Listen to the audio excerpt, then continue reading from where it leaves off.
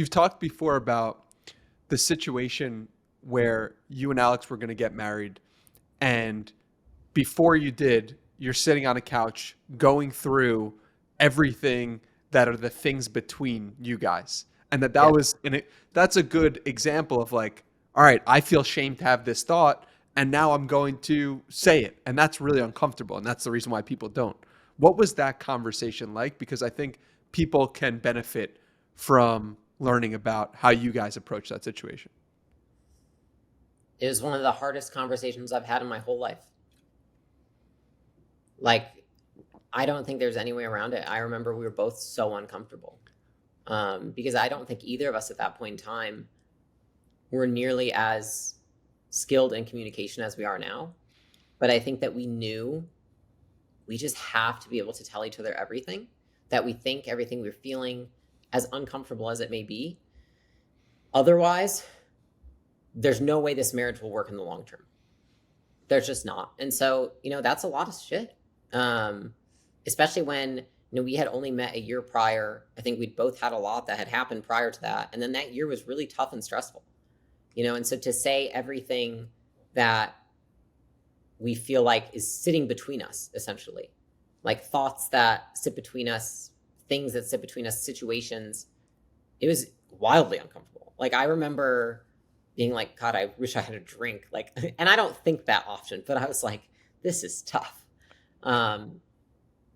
But it was also the best thing we could have ever done, because I think it released both of us from any shame that we had about any of those thoughts or situations or feelings. Even to talk about like past people we'd been with, or like both of us had been in relationships prior, and you feel like there's loose ends at some point. Like, to be able to say that to the person that you're with, like, I feel like I still have loose ends.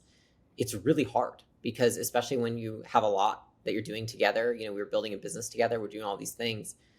And then we're like, okay, well, how can we handle this to clear up these things? And we talked about it together. And I think bringing those things to light and then discussing them as a team, it just set the tone for the rest of our relationship. And I think it also created an environment for both of us where we felt like, if we can tell each other all these things in the beginning of like things we're ashamed of, or things that sit between us, or like thoughts we have that we've never shared, then like this can be a really great marriage. And both of us said, like, we were terrified that we would ever end up divorced, because neither of us want to go through that. You know what I mean? We both had parents that went through really bad divorces, and it's not like I think I'm immune to anything, but I'm like, if I can do everything in my power to prevent this marriage from ever having that fate, then I will. And I think that that's what got us off on such a great foot, was really thinking about that from the get-go. Like, not how do I create the best marriage ever, but how do I avoid the worst marriage ever and getting divorced and breaking up, because that's the reality of life. A lot of people do. So it was wildly uncomfortable. It's funny that you say that, because at another point, when Alex was at his low, you said, I feel like we could be one of the greatest couples to ever exist. When you said you'd sleep under a bridge with him. And Under under him in a bridge. But that's like, you did see the vision for what it could become. How do you have that vision? I think that there were glimpses of both of us when, in the moments that we weren't completely paralyzed by the stress, where I felt like it made too much sense. Like, one, I felt like,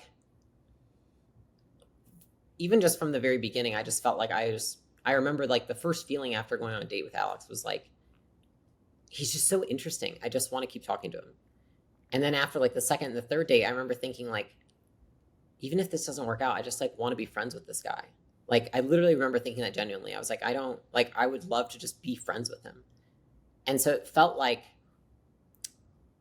in the moments where we weren't paralyzed by the stress and we were able to relax a little bit or do something fun for like an hour, I just could see so clearly, like, there's so much synergy between the two of us, and we have complementary skill sets, we have shared interests, we have the same values, we even have a shared family background. And we both are so laser focused on the vision of what we can build.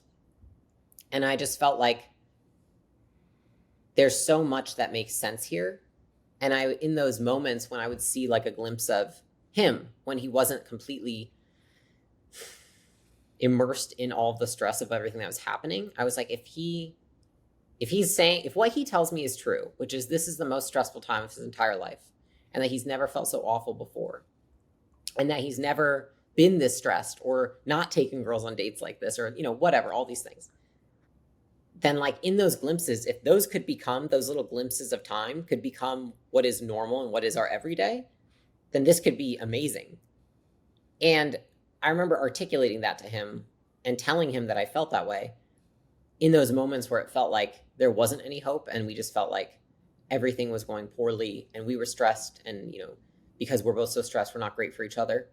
But I think it's just logic. It's like we have a shared mission. We're both very clearly mission oriented. We have the same values. We have the same interests. We have the same family background. We have the same desires, and we have complementary skills.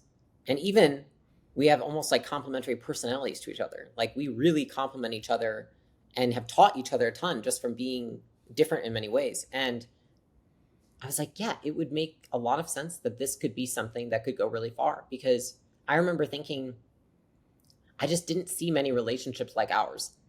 And I knew that it was different, but I felt like it made too much sense not to work. What about today? Are there any relationships that you look at and you're like, oh, those people are doing it right as role models? I think that I got rid of even looking at anybody as a role model for my relationship, because in the beginning, in fact, a lot of people wanted to speak to us about how to have the best marriage ever, how to have a great relationship. And dude, like the things that they would tell us, it was just like, it was really stressful. There was like, you have to go on date night. And when you go on date night, you don't talk about work. There's like, you have to be intimate this many times a week. You have to go and do these things for each other and leave this for Alex. And you have to do this because you're his wife.